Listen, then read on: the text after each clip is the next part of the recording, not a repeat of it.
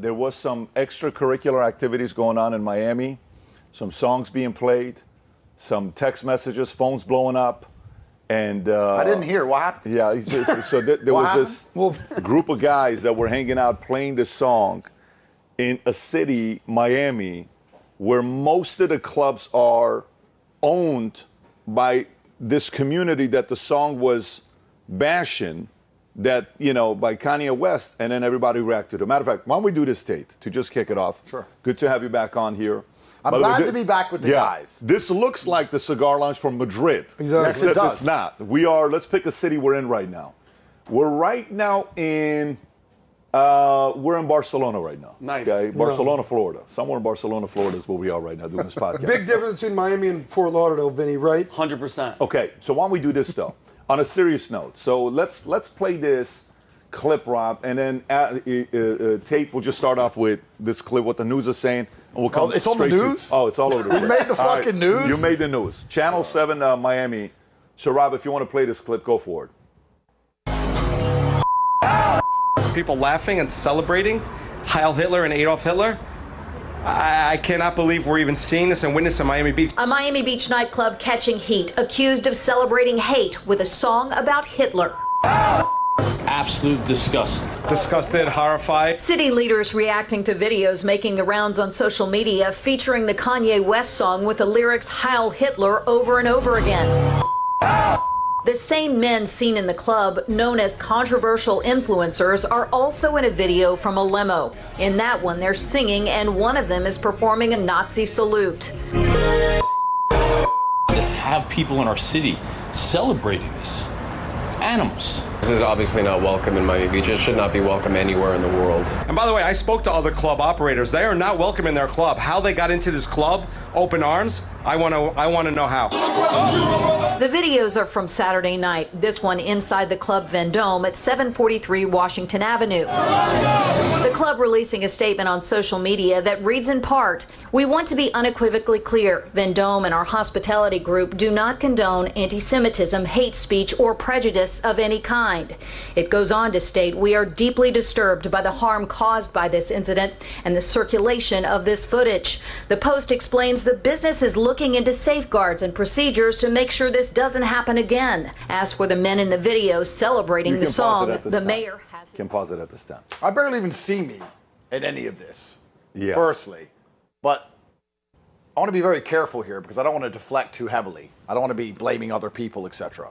A whole bunch of songs were played that night, none of which I requested. None. I walk into a nightclub and songs are played.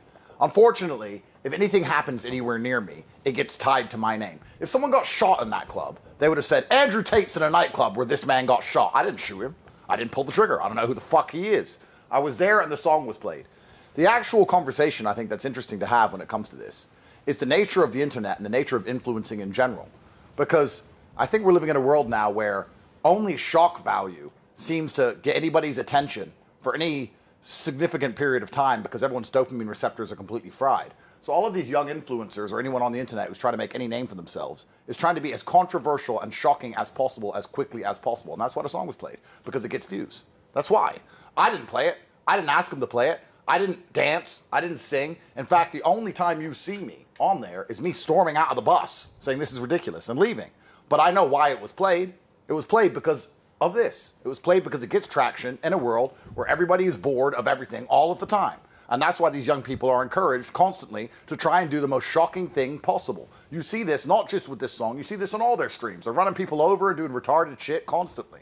So I'm not here to make excuses for myself. I'm not here to say it wasn't me. I'm not here to, blame someone else. But it is kind of ridiculous. It does feel a bit unfair that I'm standing in a nightclub. A song comes on that I did not request. A song comes on that I do not dance to. I do not repeat the lyrics to. I just stand there.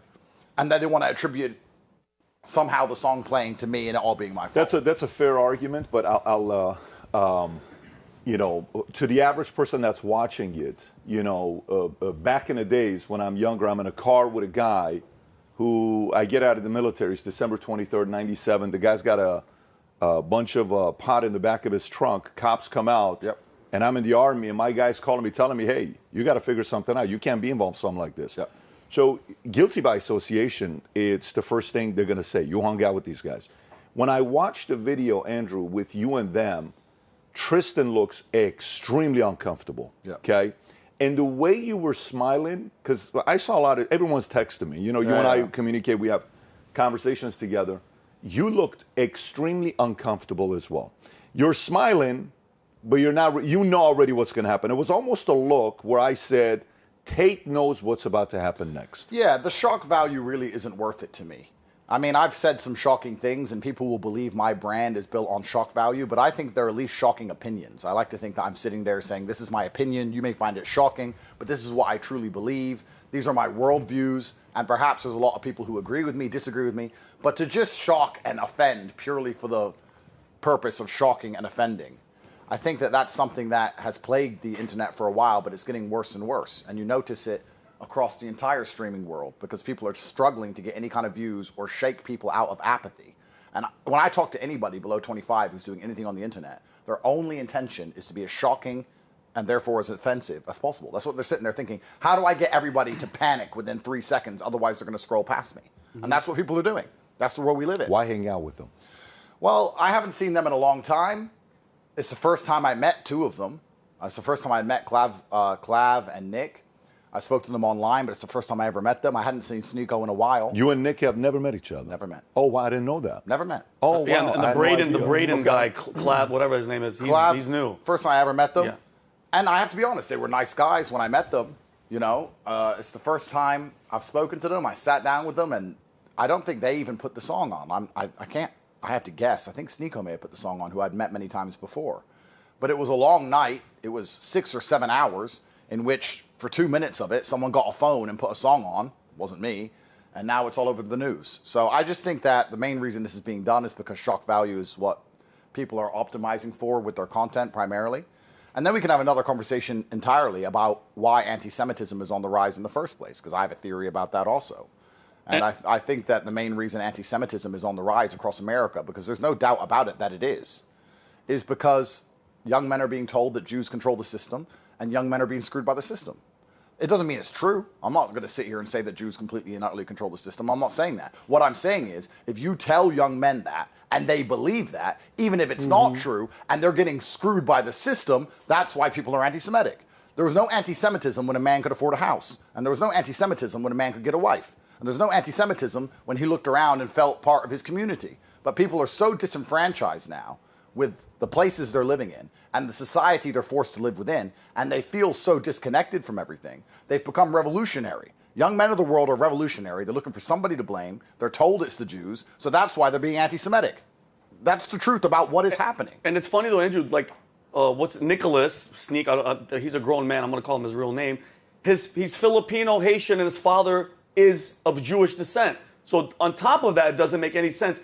He's the Jew, so you're going to go to a town that's predominantly a lot of Jewish-owned businesses. You're technically Jewish too. You're playing that song, and then when you get in trouble for it, you're screaming anti-Semitism, and it's all the Jews run everything, and it's ridiculous. And I think in that sense too, Andrew, they use you, which I know you're upset. You have to be. They use you to play that song to be like, look who's with us. And you're right. I saw you. You walked right out, and even in the nightclub, you were kind of like whatever. But I would be even more livid because coming from a guy that has a Jewish father, brings you in, plays the Hitler song, and then you're the only guy that's going to catch real flack for it. Yeah, I think it was, so if I'm going to be optimistic, it was short-sighted by them. If I'm going to be pessimistic, it was certainly very, I mean, I wouldn't say they set me up, but they should have known that, this is going to cause a whole bunch of flack for me, specifically. In Miami. In Miami, of course. But if I'm totally honest with you, I don't think that any of them are deeply anti-Semitic genuinely, and I don't think that any of them really thought it through. Honestly, I think they're just kids. I think they're just kids. It gets a reaction. They think they're funny. They're on the internet. They need a reaction. They want likes, and they did some fucking dumb shit. That's what I think it is. I think they're just literally retarded. How old is Nicholas? If you don't, how old? Because I know they're all young. They're all in their young 20s or something. I would love to agree with you, brother, but they're not all kids. By the way, nobody online or in the Jewish community defends you more online or behind the scenes than me. I appreciate that, sir. I appreciate that. You know I had dinner with Tristan and Justin Wall the other day. I got the call. It's Sunday. You ruined my day. At the very least, you ruined my Sunday. Bro, with my nephew. I woke up. I was like, what the fuck? I feel you. And I get a call from not one person, not everybody. Yep. Your brother, you're texting me, Justin Waller, the club owners, the DJ, everyone, the mayor. The bathroom attendant. Like, the bathroom attendant, I tip him good, he called me. Who's Cuban, but go ahead. But they're not all kids. We know Myron's almost 40. Yeah. You're almost 40. Yep. Tristan's 35. Yep. This ain't kid stuff. So what I think is I actually believe you. You think I'm going to wait for 5 years of working with you, friendship with you, to throw you under the bus last minute? That's not how we roll. But I think Sneeko played the song. Yeah. I think Tristan explicitly told me that Sneeko played the song. I think when you sort of diffuse the situation, they're kids being kids. Myron, who, you know how much time we've spent with Myron. Yep. That ain't no kid stuff. Well, Myron's not a kid, and he's a really good friend of mine. I agree. And Myron's not a kid, you're right. I don't know if Sneeko played the song, Sneeko played the song. I'm telling you from my perspective, and I don't want to make it something... But how do you feel about that? Because let me ask you a specific question. Sure. Do you know how much time I spent with your brother and Justin Waller at 9 o'clock on Sunday? I left at 3 in the morning. Serious conversations, laughs. Of course, we're having Blue Label. Yeah. And Tristan, in my perspective, is like, dude, I'm done with these people. That's my perspective. I'll let him speak for himself. But he told me a story about your grandfather. Yep. Who served in World War II, yes? Yes. The American. Yep. What would your grandfather say about that? A neo-Nazi symbol. Who fought the Nazis? Yeah, I understand. And we have to be very, very careful. I understand exactly what you're saying. I agree that that is offensive to many people. I totally understand it. And I'm not here to get myself... It's offensive to Americans. Well, yes. Forget about just Jews. American lives died fighting Nazis. That's true. That's true. Your grandfather's friends died fighting Nazis. That, to me, Jews or not Jews, Americans went to war against Nazis. This is an American thing. I wear an American flag pin, not an Israeli flag pin, not a global flag pin, certainly not an LGBT flag, American flag pin. Yep. My grandfather fought in World War II. Yep. So to me, this is anti-American. And I'm cool with Myron. I used to be cool with Myron. But how am I going to hang out with that? How are you going to hang out with that? I've known Myron for a very long time. He's been a great friend of mine. And I have to make this very clear to the world. I have a whole bunch of friends who do a whole bunch of shit that perhaps I would not do myself, or I may not 100% agree with. But that doesn't mean they're not my friends, and I don't speak to them. Bro, I have to be honest here, guys. I'm really not trying to do some big apology tour. And the reason for that is because I really didn't do anything wrong. So I want to make this clear. I understand why some people were offended. I understand they want to attach it to my name. I understand that it gets clicks in the media if you say Andrew Tate did X, Y, Z. I got on a bus. Full-grown men made decisions while I sat on my phone. I then got off the bus and stood in a nightclub while other people played songs while I sat on my phone. If they want to crucify me for that, that's up to them. Myron made the Nazi salute because he thought it was funny. That's Myron to come here and defend. Of course. It's not for me to sit here and come here and defend. Myron is someone I know and I respect and I like. Even if he did something that offended me, even if I found that offensive, I would still say, oh, okay, well, I like Myron. I have a whole bunch of friends who do a whole bunch of things that I don't like. I have black friends, white friends. I have every single type of friend you can have. We have the most racist group chat in the world. This is the world I live in, right? And I think that the reason the anti-Semitism issue is so sensitive is, one, because of the prevalence, especially online. And I'm not going to lie, I see it everywhere myself. I'm not even Jewish. It must be scary to see it absolutely everywhere online. The reason for that, I've just given you my theory as to why. That's the first reason. Second thing, of course, was World War II, and a lot of people died in the name of defending Jews. Of course, I understand that completely. But then thirdly, and I'd like to have an actual open and honest conversation about this. Don't we think, and I actually want your opinions, the fact that a song came on and the reaction has been so fierce and so, not aggressive, but it's so clear that songs like this can't be played without meeting genuine power in the world. Don't you think, to somebody who is completely detached from this situation, somebody at home who has nothing to do with this situation, watches it and sits and goes, ah, see, they are in charge of everything? I'm asking. This is the perfect, by the way, I'm so grateful we're having this conversation because the world needs to see this. Yeah. If this was played in any other city, Tate, you would not see this reaction. Got it. Can I explain something? Sure. Miami Beach, they don't play this game, dog. Well, clearly. You're not going to Mamdani Miami. Yeah. It's not happening. Yeah. By the way, Stephen Miner, the mayor, Joe Magazine, David Suarez, you have a Jew and an Italian and a Cuban walk into a nightclub and they say, we don't play this game, homie. We see what's going on in the world, and every Jew, every capitalist, every billionaire leaving California, leaving New York, they're like, where can we go? You know how Governor DeSantis said, Florida's where woke goes to die. Good friend of mine. Your boy. Florida is where woke goes to die. Well, you know what? Miami is where racism goes to die. And by the way, I'm an equal opportunity employer when it comes to racism. Yep. Stand-up comedian, former stand-up comedian. Yep. One day PVD is going to get his shot. We know about that. And I would say this. It's not racist if you make fun of everybody. Anybody can get it. So I'm clear. We got a black guy there. We got an Italian guy there. So I'm clear. We got a gay guy there. I don't know. Nick Fuentes, gay, whatever it is. But it's only bad when you single out one group. Yeah, of course. So that's the challenge that you're going to happen. So all these guys that basically own the clubs, run the city, it's not just Jews. Cubans, Venezuelans, Jamaicans, Haitians. Yeah. It's one big melting pot in Miami. And the universal truth in Miami is, don't bring that BS here. I'll explain why, and then I want to hear your perspective. Obviously, sure. Jews have fled anti-Semitism, came to Miami. Mm-hmm. Half of South America, looking in the room here, fled communism, socialism, comes to Miami. Mm-hmm. Haitians flee corruption, come to Miami. Italians flee fascism, come to Miami. The reason that Miami is that city is because they all know what the rest of the world looks like. Yeah. That's why you're getting this reaction. Any other city, you're not going to get this. Okay?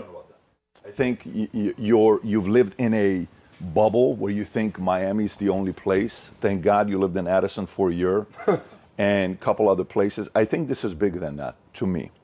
And by the way, I'd like to go to the next topic. Let's do a couple other things on this, and let's move on to the next few topics to get into. I think, Tate, for me, it's a different conversation for you, because every year when a new year starts, it's about how am I recreating myself for the next level.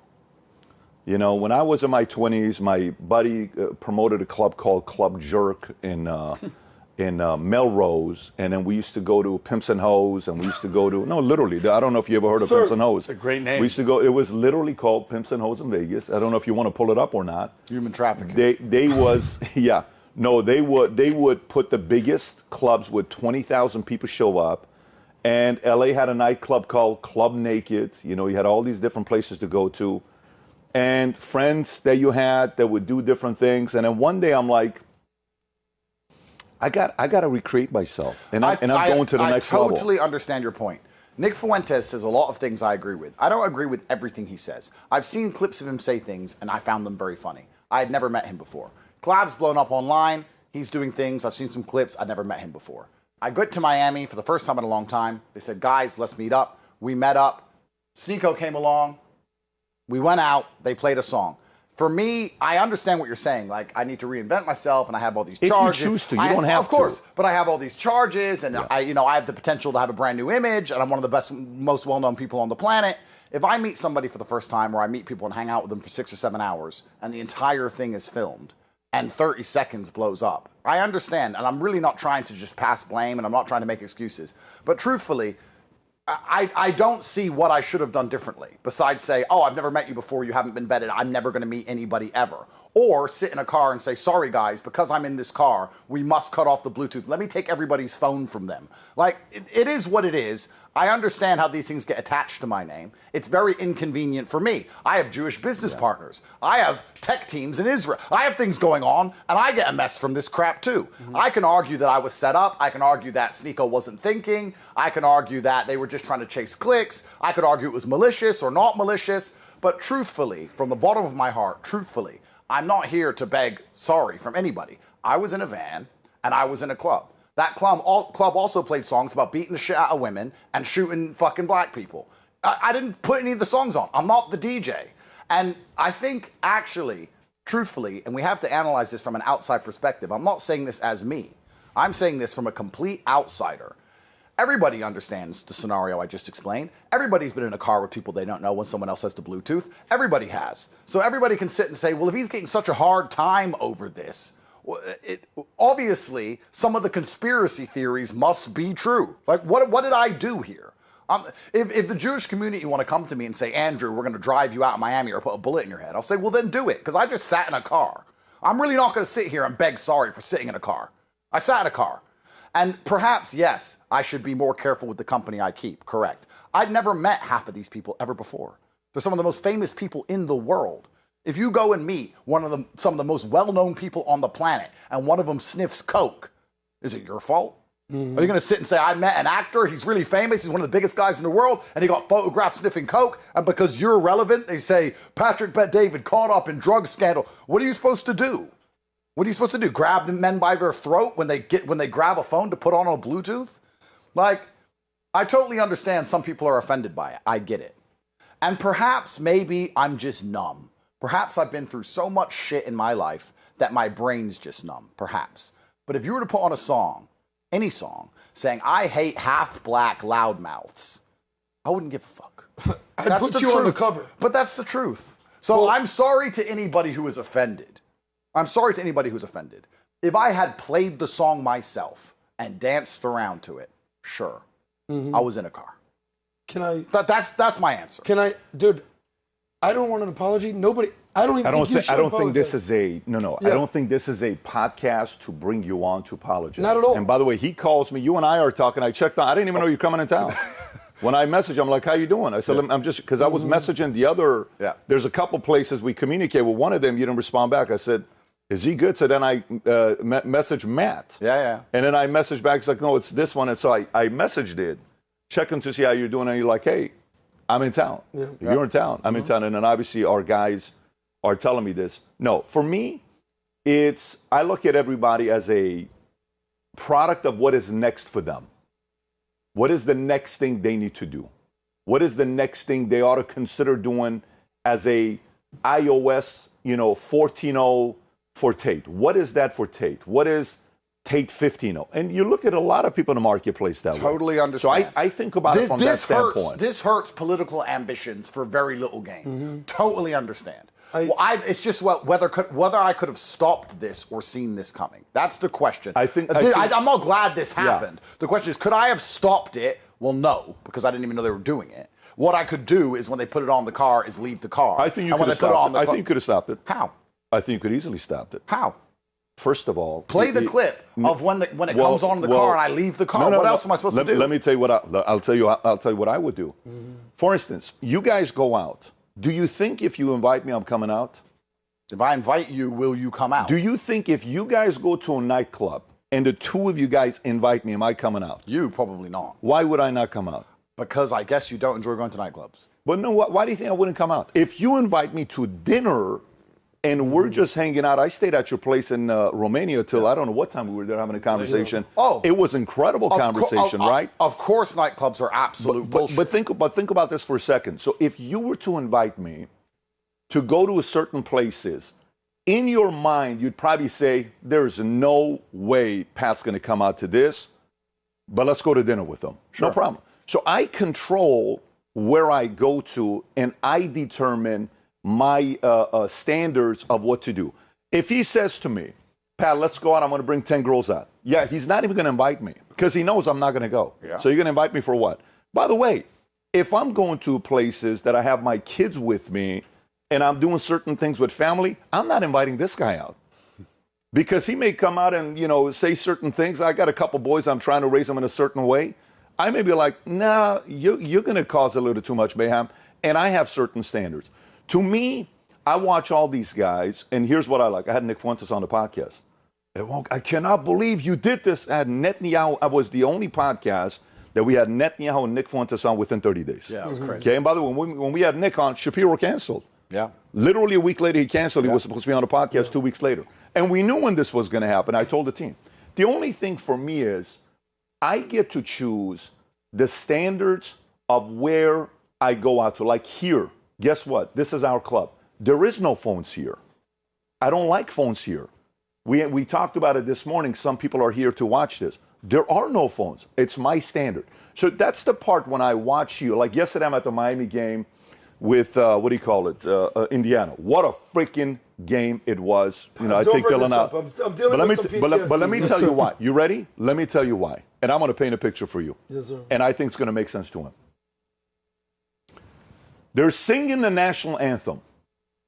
And then all of a sudden, they cut out to Trump. The place loses their mind, is what it does. Okay? And then comes back out. And then 20 minutes later, they show a video with Obama. The entire place boos. I don't know if you heard. Oh, it was the worst boos I saw in my life when Obama came up. They're going to play this somewhere. Okay? But then there was one part where they showed Trump on the big screen. And guess who's sitting right next to him? Dana White. And Dana goes like this. He's got a Miami Hurricanes shirt on. You belong in that room. Yeah. Okay? That's where you belong. To me, when I watch you with the way you communicate, it's going this way. You know, that's the part. And I watch these guys. I was one of them. Even when I had Nick on, I'm like, listen, he was 18 years old when he said some of this stuff. You got to be held accountable for it, but we have to give a chance for people to recreate themselves. It comes to us. It comes to what, Tate's decision is what to do next. And I know, I'm not here to say what you said about Israel, all this other stuff, because you didn't. I totally understand the point you're making. Totally. Myron's an amazing friend of mine. Doesn't mean I agree with everything he says and does, but he's an amazing friend of mine. He's rode for me when I got in a lot of trouble. I've known him for a very long time. The other two I had never met before. Nick, I believe, had never been to a club before. Yeah. If you watch the entire stream, it's a long conversation about me saying, I don't want to go to a club. But Nick's never been to a club before. Yeah. It's Nick's first ever. Literally never been to a club. Nick's first ever time. It's Nick's first ever time in a club. You have to come. That's true. I saw it in his face. So I was like, I don't want to come. And then I ended up going. Yeah. And clearly it wasn't worth it. But here I am. Yeah. So, it's an unfortunate circumstance. I truthfully hope everybody who's offended by it can move past it and understand that no one's out here trying to round anyone up and shoot them in the head. I believe, if you ask me why, I think that there's some streamers who are so obsessed with getting clicks that they don't think ahead. And that's why they did it, and that's why I left. So I'm with Pat on this, and I'll explain why. Sure. Because we had dinner 6 months ago, and we invited Pat. Yep. And we shot a video, you and me, Pat, where you at? And he wouldn't come, you're right. And I said, Pat's not coming here. Yeah, you're right. We sent you the video. Yeah. There was no chance, but respectfully, we're going to invite him. I'm a little offended. I didn't invite you. No. Bro, that would have been a video. If I would have had you there, then it would have been. Here's what I would have done. That would have been a video. But here's what I would have done. Let me ask you a very simple question. The night we went out, we had dinner at on top of 11. Yeah. Did we not have an amazing night? Yeah, Did you get in any trouble whatsoever? No, brother? I didn't get in any trouble. Did we have? Right. Wasn't it a way better night? Of course. So are you saying you're a better host than who he was with? I'm a way better host than Nick Fuentes at the club, dog. But you know what? Hear me out. Guys, Nick's funny to me. Of course. You know how much hate I get for associating with Nick Fuentes because I interviewed the guy? Yeah. I got canceled off of TikTok for interviewing Nick Fuentes. Wow. In a challenging interview. Wild. I got canceled. TikTok. Thanks, China. But here's my point. We eat dinner at Giselle. We go down to 11. Yep. You say to me, hey, bro, amazing night. I got to cut out early. I can't be at the club. Yeah. This is at the #1 club, not in Miami, in the world. Correct. 11. Correct. You have the mindset to be like, let me get out of here. You go with guys who don't know anything about Miami. Yeah. Nothing about clubs. You go to some shithole club, Vendome. What Pat is basically saying is, you're better than all this. And that's my opinion. So, final point. I don't think I'm saying he's better than this. No, I'm saying this. Okay, that's what you're saying. I'm saying that I'm saying what's his... Yes. He belongs in and this is a conversation we had 3 years ago, 2 years ago, when, that's between he and I. But I'm saying he belongs in a bigger room. I fully agree with you. What to do to get into those rooms, and because impact can be bigger. And by the way, I invite, and I want you to finish your thought, because I think what you're saying is, if you come into Miami, call me, I'm going to be a better host. I know the good places. I know. And by the way, as much as I'm teasing you, I'm agreeing with you because you know the places in Miami. And the guys, you know, you're connected with everybody.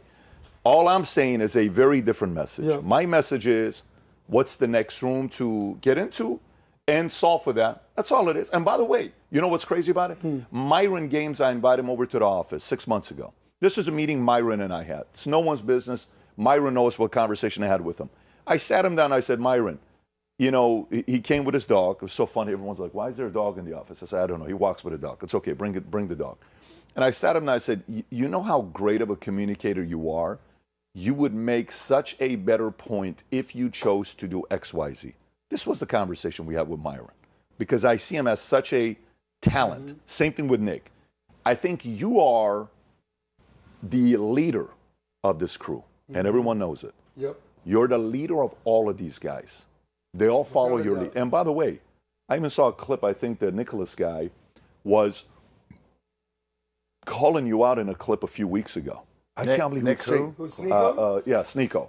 He was calling you out on a couple couple things. Sneeko does loads of clips insulting me all the time. Yeah. I mean, I completely understand what you're saying. But that's okay. I just think they're supposed to do that because if the leader at the top chooses to go here, these guys have to choose to lead, and those who don't follow his lead, they bash him. It's a very normal state of, how the process goes. Myron's an amazing friend of mine. He's never insulted me, to my knowledge. I think Nick Fuentes has said some things negative about me in the past, but now we get along. I think Clav said some negative things about me, but it's the first time I met him. I know Sneeko's said endless negative things about me over and over again because it gets him clicks.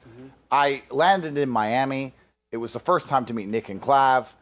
The guys came along. If you would have told me, Andrew, if you go to the club, a international incident is going to take place, of course I wouldn't have gone. I sat there. I don't go to clubs. I don't like clubs. There was a long conversation about being Nick's first day in the club, and I truthfully, perhaps in my ignorance, thought that I could go to a club for 15 minutes without having a mess. Yeah. And I was wrong. But, so here it is. By the way, I don't have any critique of you other than it was a poor decision because I agree with Pat. You are a leader, and you're leading these knuckleheads into stupid decisions. We're moving on from that. Here's what I do want to say. 24 hours later, this is so funny. I'm getting calls from all these guys. I come over to Eric's house. I'm having for dinner the leftovers from the night before from Prime 1. You hungry? Yeah, whatever. Your food. Typical Jews. They're like, you want a drink? I'm drinking Blue Label with Tristan. And I'm, guys, what's going on here? Like, you're calling me to get my feedback. I didn't call you guys, what up, bro? Can I eat your leftovers? What's your point? So here's my point, Pat. I want to say something. In 24 hours, the world changed, not the world changed, the situation changed. I do want to say one thing, and I want to validate everything you're saying, because the whole thing was, who done it? Who played the song? In my opinion, it was Sneeko. I'll let him speak for himself. I do think Myron is your friend, and you have no idea how much respect I have for you when you can throw him under the bus right now and you don't. Respect. I'm not going to do I can't. Sneeko, I have zero idea why some guy that talks crap about you for a living, brother, you still would associate with. That's your call. You know who I love? You know who I love? And no matter what he does, I'll say, that's my dog, Justin Waller. Yeah, 100%. The reason that I came... Justin's the man. The reason I came to the house, he was my first text. I said, Waller, what's going on? You know, he goes, Saz, let me explain what happened. Let's go. He goes, what kind of music you think I listen to? I go, watch the stream. We were playing country music. You're a country music dude. Of course. So he sends me the video. Tristan could be James Bond. Yeah. He's a little stressed out. He's like, bro, I want to come to Miami. Tristan, that could be. He is. Yeah. He is James Bond. He's like, I don't want this in my life. I know you know people. Like, respectfully, like, hook a brother up. I go, I got you. I'm on the phone with the mayor of Miami Beach. What do I tell you? Hey, sir, I'll call you right back. 1 minute. Yeah. You're putting Dylan to bed. I tell the mayor, hey, I got to talk to Pat because he actually pays my bills. You don't. Yeah. You collect my taxes on me. Yeah. Like, you robbed me. Yeah, you robbed me. He pays me. So, respectfully, Mr. Mayor, respect, whatever. He's saying, dude, I don't know this song. Yeah. I'm a country guy. And I see you walk out of the van, and I'm like, all right, well, the song was on for 10 seconds. Sneeko, I guess, is so broke that he's not even paying for the ad-free thing. They're playing commercials. Yeah, I mean, you know what? But here's what he said, and I want to give you a chance. He did validate everything you're saying. The reason you went is because Nick Fuentes, virgin, never been to a club, a virgin and a literal club virgin. You wanted to see him be basically like dance monkey in the club, so to speak. And I actually understand that. But when you show up to a club with the Nazi Avengers, Nick Fuentes, Myron Gaines, Sneeko, you're going to get looped into this, and whose head's going to roll first? Well, not some cloud kid nobody's heard of. Andrew Tate. You're the leader. I understand. I'm fine, not to cut you off. And I know you guys said, like, he's not choosing to be their leader. You are a leader, and they are, like, looking up to you. So it's not like you're choosing to be like, yo, I'm in charge of you guys. This kid shouldn't be in the club. He's 20. That's another conversation. Yeah. He's meeting you for the first time. You're his idol.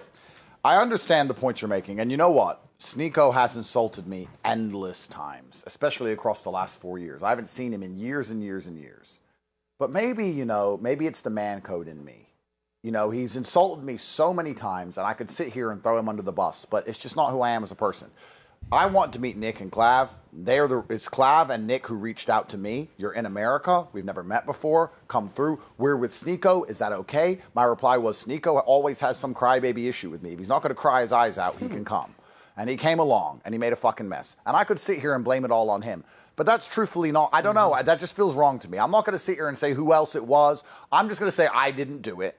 I'm just going to say that I didn't play the song. I don't find the song funny. I didn't think it was appropriate to do. It's someone else's decision. We can drag him up here, and we can ask him why he did it. Perhaps you're right. Perhaps when they said Nick's never been to a club before, I should have thought, Nick's never been to a club before. It's the first time I've ever met him. It might be a funny story. I haven't been in America in a year. You know what? I'm bored. I don't even like clubs, but I'm in Miami. Maybe I should go for 15 minutes. Perhaps that was the wrong decision. Perhaps it was. Perhaps I should have known better. But I went, and here we are. Did Nick at least have a good time?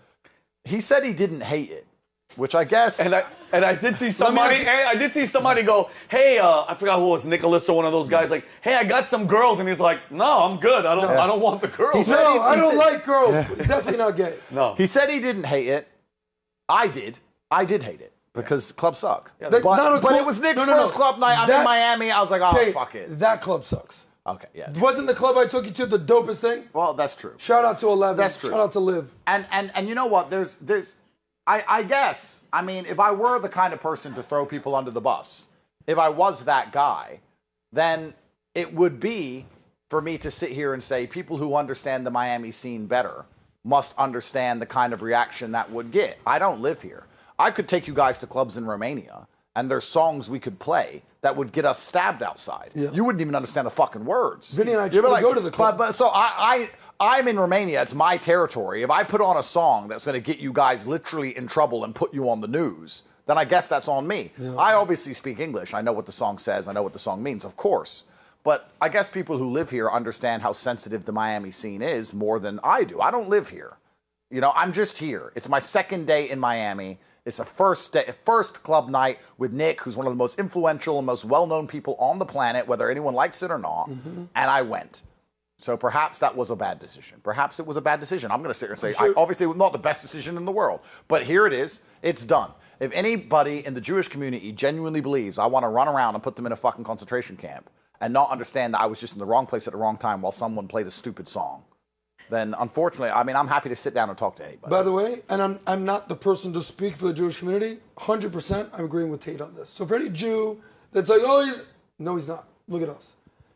I want to ask Pat what he would do, because I totally respect the whole Myron thing. I text Myron. I go, dude, you're going viral.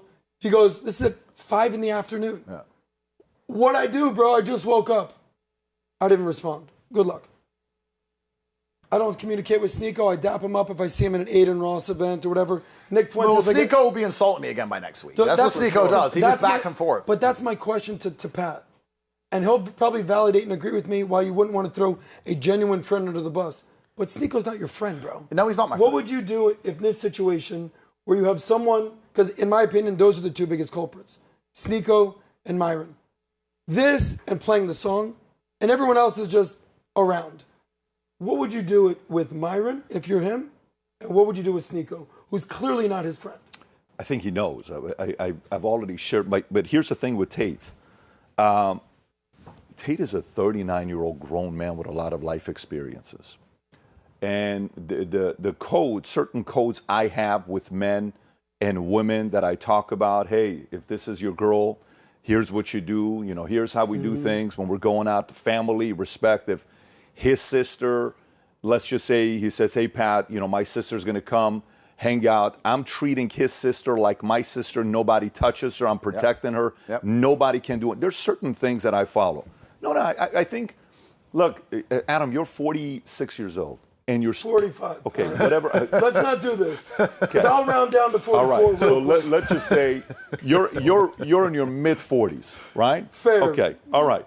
You're in mid-40s, 46. Let's just say you're in your mid-40s. Okay. But next thing you know, it'll be 65. Yeah, you will. 20 years. Happen real quick.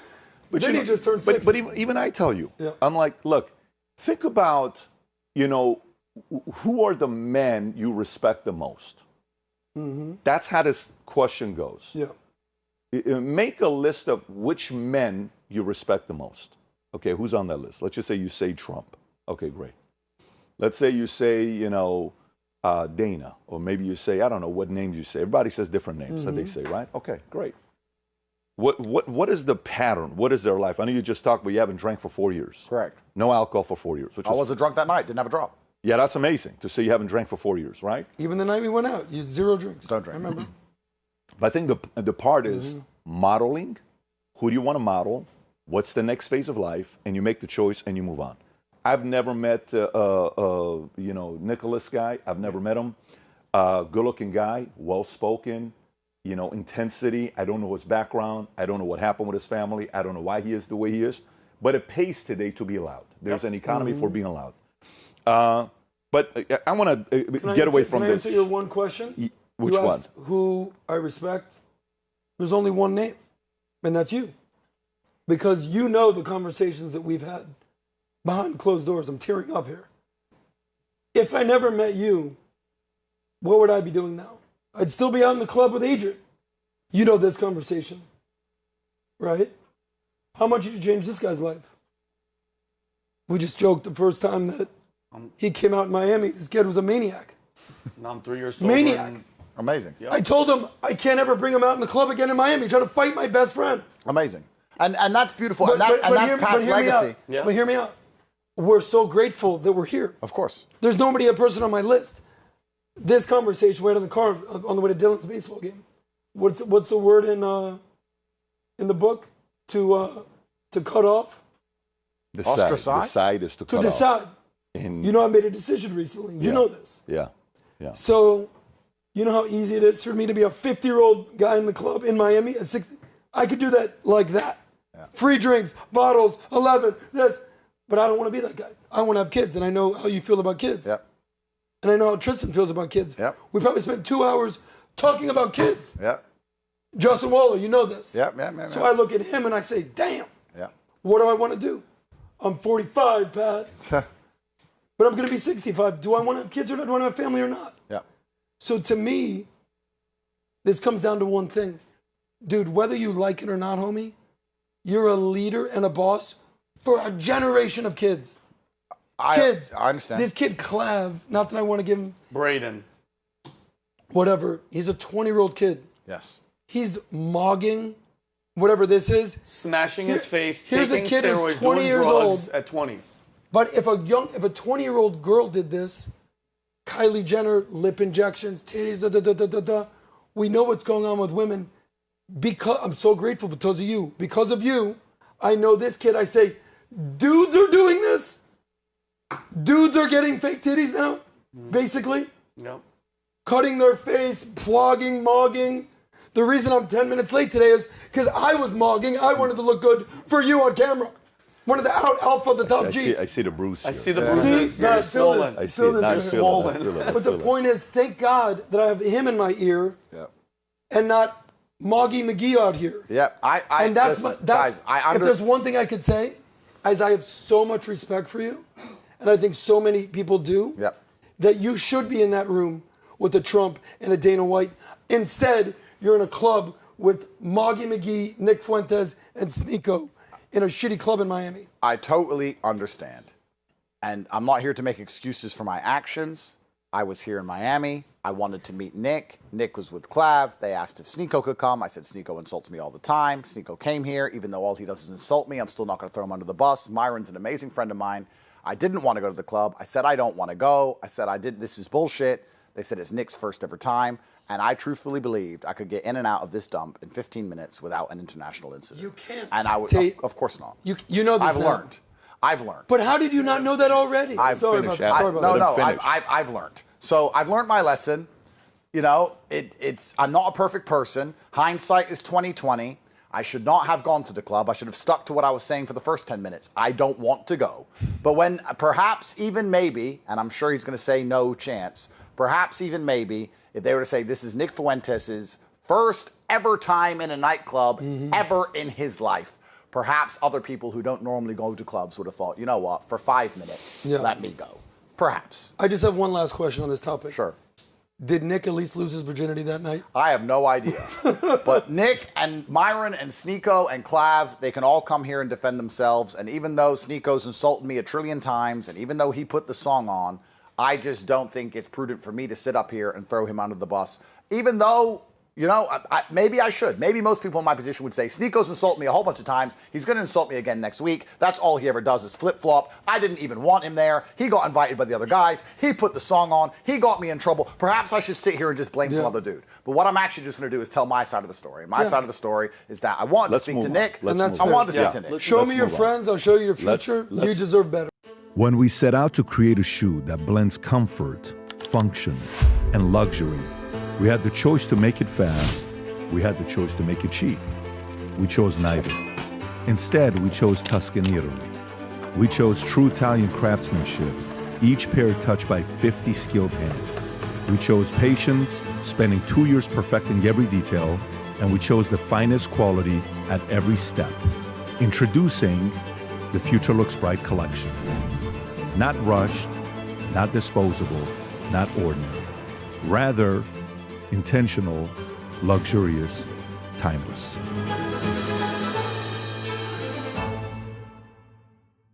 If you enjoyed this video, you want to watch more videos like this, click here. And if you want to watch the entire podcast, click here.